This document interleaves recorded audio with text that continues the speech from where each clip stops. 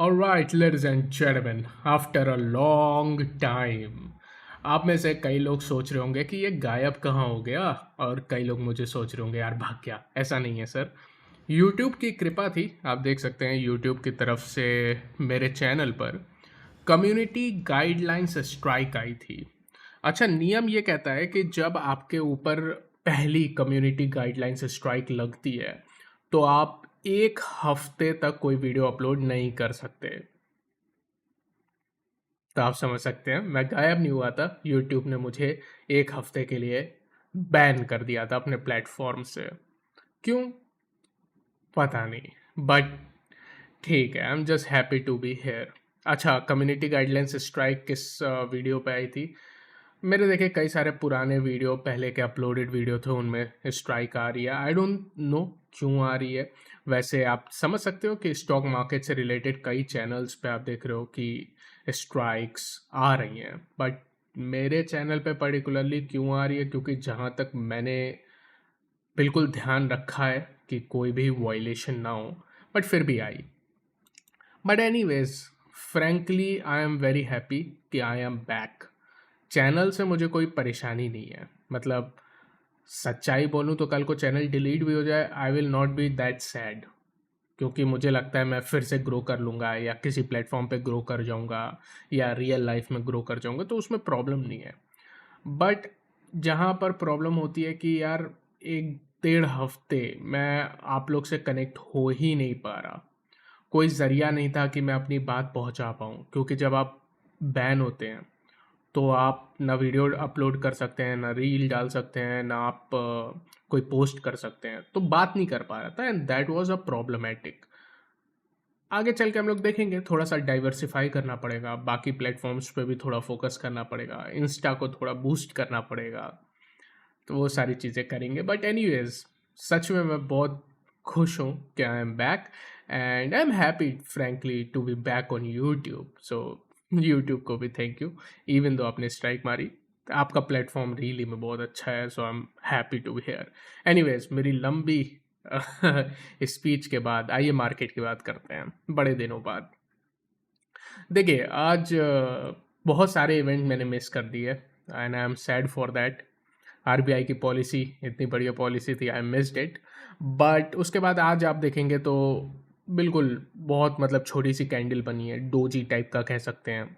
Wick even though exist नहीं करती है। दूसरी बात है, आप देख सकते हैं वॉल्यूम कितने कम है।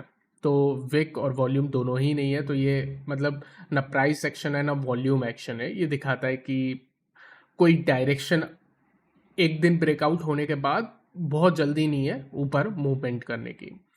अच्छा, आरबीआई पॉलिसी बहुत ही ज़बरदस्त थी। बैंक निफ्टी ने तो डेफिनेटली मतलब बिल्कुल बवाल मचा दिया। लेकिन जहाँ तक निफ्टी देखेंगे, निफ्टी में हम बात कर रहे थे कि निफ्टी एक रेंज में फंसा है, जो आप क्लियर कट देख सकते हैं। ऊपर की range simply previous swing high है। ये हाई का लेवल है 25,120, यानी 25,120। आप देखिए, आरबीआई की इतनी अच्छी पॉलिसी के बाद भी हम 25,120 के ऊपर टिक नहीं पाए। ना आरबीआई की पॉलिसी पे तोड़ पाए, ना हम आज तोड़ पाए। तो आप सिंपली कुछ करिए मत, इस लेवल पे ध्यान दीजिए कि क्या हम प्रॉपर इस लेवल के ऊपर क्लोज दे रहे हैं। अगर हम इस लेवल के ऊपर क्लोज दे रहे हैं, तब जाके हम प्रॉपर निफ्टी में एक नई तेजी के लिए रेडी होंगे। वरना कोई गिरावट नहीं है, ध्यान रखिएगा। ओवरऑल मार्केट का स्ट्रक्चर बहुत ही मजबूत है, लेकिन हल्का सा डिप आने पे आपको री एंट्री की अपॉर्चुनिटी बन सकती है। ओवरऑल जहाँ तक मैंने टेक्निकल ऑप्शन चेन सारे डेटा पढ़े हैं, सारे डेटा मिलके कह रहे हैं कि दोनों तरफा ऑप्शन सेलर गेम खेल रहा है। मतलब ऑप्शन सेलर कॉल भी बेच रहा है, पुट भी बेच रहा है, और थीटा डीके का गेम खेलने का प्रयास कर रहा है आरबीआई की पॉलिसी के बाद, स्पेशली निफ्टी में। वो डेटा मैं आपको ऑप्शन चेन पे चल के दिखाता हूँ। चलिए चलते हैं। अगर हम ऑप्शन चेन पे आएंगे, सबसे पहले ऑप्शन चेन में अच्छी बात कर लेते हैं, जो बुल्स के लिए थोड़ी अच्छी बात है। आप 25,000 के ऊपर हैं। 25,000 पे अगर आप देखेंगे तो तेजी के 75 लाख कॉन्ट्रैक्ट है, जो कि अच्छी बात है, यानी ये एक हमारी सपोर्ट है। लेकिन 25,000 का महत्व तो इसलिए भी बढ़ जाता है क्योंकि यहाँ पे अगर बेरिश साइड पे देखेंगे तो 48 लाख कॉन्ट्रैक्ट फंसे हुए हैं। ये आपको समर्थन देंगे। सिंपल भाषा में अगर मैं टेक्निकलिटी का यूज़ ना करूं, मैं ये कहना चाहता हूं, जब तक आप 25,000 के ऊपर हो तब तक आपको कोई चिंता नहीं है। मतलब 100 पॉइंट की मार्जिन ऑफ सेफ्टी है तेजी करने वाले बुल्स के पास। लेकिन समझने वाली बात यह है कि अगर आप 25,100 पे देखेंगे, यहाँ पे एब्सोल्यूट कॉन्ट्रैक्ट ना देखते हुए कॉन्ट्रैक्ट एडेड देखेंगे, यानी दिन के दौरान कितने कॉन्ट्रैक्ट ऐड हुए हैं। अगर आज आप देखोगे तो मंदी के 30 लाख कॉन्ट्रैक्ट हुए हैं जो कि हाईएस्ट है, और तेजी के 32 लाख कॉन्ट्रैक्ट ऐड हुए हैं जो कि हाईएस्ट है दोनों में ही। आज एडिशन में, चेंज इन वाई में, ये दर्शाता है कि ऑप्शन सेलर यहाँ से दोनों तरफा प्रीमियम कमाने की कोशिश कर रहा है, थीटा डीके से पैसा कमाने की कोशिश कर रहा है ऑप्शन सेलर, ये दिखा रहा है आपको। इसीलिए जब तक प्रॉपर ब्रेकआउट ना आ जाए तब तक थोड़ा सा मतलब अपना डीके से आपको बचना पड़ेगा। ओवरऑल मार्केट की पुट कॉल रेशियो 0.9 है, कोई चिंता का विषय नहीं है। मार्केट में एक्शन निफ्टी 50 में आज देखेंगे 50 में से 39 शेयर पॉजिटिव थे, 11 शेयर निगेटिव थे। लेकिन real action mid cap small cap में है। मिड कैप स्मॉल कैप ने बहुत ज़बरदस्त तेज़ी की है। आप आज निफ्टी 500 में देखोगे, एक शेयर जो गिर रहा था उसके सामने 3 शेयर बढ़ रहे थे। अच्छा, थीटा डीके कमाने के पीछे एक और रीज़न है। वॉलेटिलिटी इंडेक्स में काफ़ी करेक्शन आ चुकी है। ओवरऑल आप देखोगे वॉलेटिलिटी इंडेक्स, जब मैं बैन नहीं हुआ था, अब तो मैं ऐसे ही बात करूंगा, एक हफ्ते पहले जब मैं बैन नहीं हुआ था तो विक्स 18 पे चलती थी और जब मैं वापस आया हूँ विक्स 14 के आसपास है। तो विक्स में एक तगड़ी करेक्शन हुई है, जिससे पता चलता है कि यार थीटा डीके बहुत ज़बरदस्त हुआ होगा, बिकॉज वॉलेटिलिटी गिरी है। और आप जानते हो, थोड़ा सा एक्स्ट्रा ज्ञान, ऑप्शन की प्रीमियम सिर्फ और सिर्फ मार्केट डायरेक्शन पे डिपेंड नहीं करती है जिसे हम डेल्टा से कैलकुलेट करते हैं, वो समय पे भी निर्भर करती है जिसे हम थीटा से कैलकुलेट करते हैं, लेकिन वो एक और फैक्टर से निर्भर करती है जिसे हम वेगा यानी वॉलेटिलिटी कहते हैं। तो विक्स का गिरना दर्शाता है कि वॉलेटिलिटी गिरी है, जिसकी वजह से आप as a option buyer positive vega होते हैं, जिसकी वजह से प्रीमियम घटी है। मैं बहुत दिन बाद आया हूँ तो थोड़ा टेक्निकल, थोड़ा जोश जाता है और कुछ नहीं पॉइंट ये है। आइए एफआईआई डेटा की बात करते हैं। एफआईआई की तरफ से आज लगभग 2000 करोड़ की खरीदारी की है, वी आर हैप्पी। डीआईआई की तरफ से लगभग 3500 करोड़ की खरीदारी की है, we are even more happy. लेकिन जहां पे ये हैप्पीनेस इंडेक्स नीचे गिर जाता है भारत देश की रेटिंग जैसे, दैट वाज डार्क।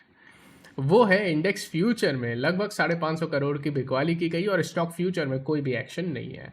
लेकिन समझना यह है, डेरिवेटिव में फ्यूचर में एफआईआई नेगेटिव पोजीशन बनाया हुआ है और ऑप्शन में वो दोनों ऑप्शन सेल कर रहा है, कॉल भी सेल कर रहा है, पुट भी सेल कर रहा है।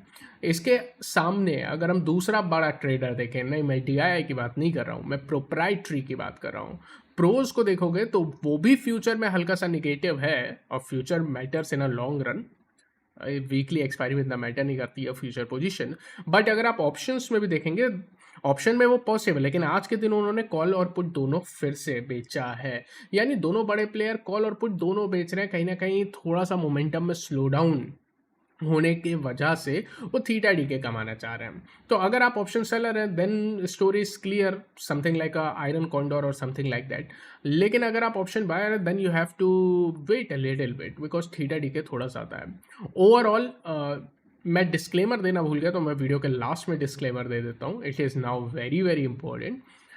ये जो वीडियो है वो सिर्फ और सिर्फ मेरी रिसर्च, मेरी एनालिसिस है, और भाई मैं एनालिसिस करता हूँ एवरीथिंग, मेरे पास डॉक्यूमेंटेड फॉर्मेट में है। कभी कोई मांगेगा कि अच्छा तुमने एनालिसिस किया दिखाओ, तो मेरे पास वो कॉपी की कॉपी भरी हुई है, I can provide them, this is my analysis.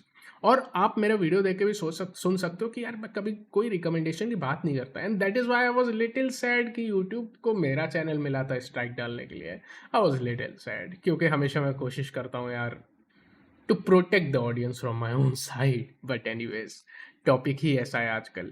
But what I was doing, disclaimer, video मेरी रिसर्च है, कोई रिकमेंडेशन ऑब्वियसली नहीं है, और कभी ना मैं देता हूँ ना आगे भी दूंगा। I am just happy to be back. अभी मुझे फ्लो में आने में थोड़ा टाइम लगेगा, but frankly I am so happy, सुकून to be back with you. आगे हम और कोशिश करेंगे कि अपनी जर्नी कंटिन्यू रखें। Take care, bye bye.